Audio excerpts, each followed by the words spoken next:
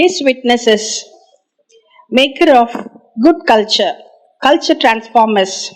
In this episode, we are going to see about Saint Patrick, savior of European culture in the Dark Ages. He was not Irish. He is believed to have been born in Scotland.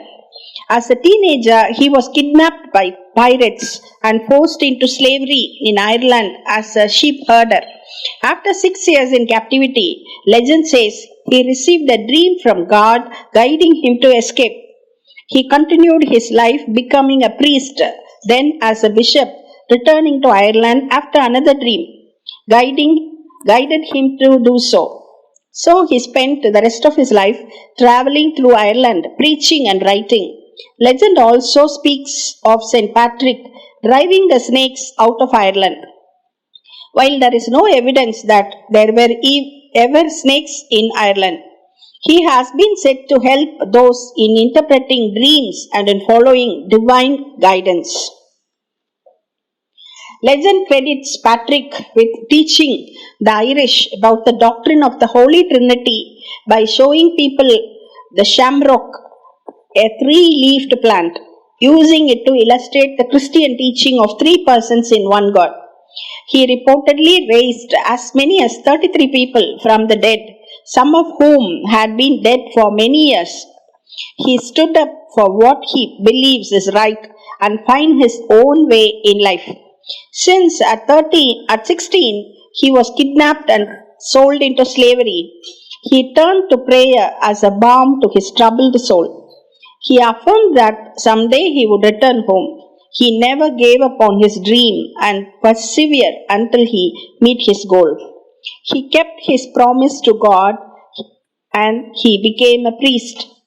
Despite living in a mud hut among a warrior society, when paganism was the norm, he spread the timeless truths of love and forgiveness.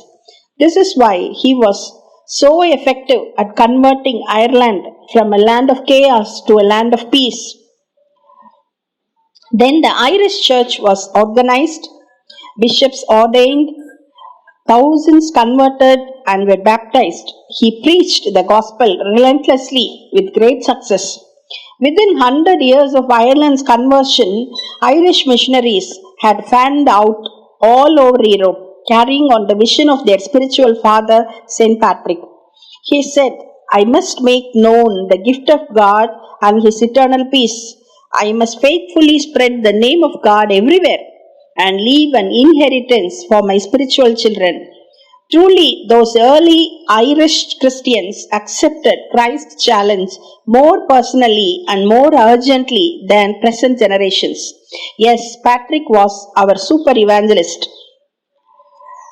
In his letter to the soldiers of Coroticus, he condemns slave trafficking and other human abuses. He is the first icon to defend the dignity of the human person in speech and in his written word.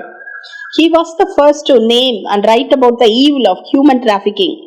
He wrote, "God's human creation must be respected, honored, and safeguarded against any form of human abuse." His conversion of Ireland to Christianity has been seen by many as crucial to the preservation of European culture during the Dark Ages. After the fall of Rome, the preservation of so many manuscripts and traditions by the clergy Patrick trained kept the West from falling into barbarity. He is credited with introducing the use of lime mortar and ceramic work in Ireland, teaching the Irish to build arches of lime mortar instead of dry masonry allowed them to construct churches, and this led to Irish arts and crafts. His steadfastness allowed him to achieve great things in the face of hopelessness and great adversities. In his prayer breastplate, he wrote, "Christ with me, Christ before me, Christ behind me, Christ above me, Christ at my right hand, Christ at my left hand, Christ in the fort, Christ is the chariot seat, Christ is the mighty stream, Christ in the heart of everyone who thinks of me, Christ in the mouth of everyone who speaks to me, Christ in every eye that sees me, Christ in every ear that hears me, I bind to myself today the strong virtue of an invocation of Trinity. So, in this episode, we have seen about Saint Patrick, who is the first to spoke about the dignity of a human person, and he condemned slave trafficking and other human abuses, and he is considered as the preservator of European culture during the Dark Ages. Thank you.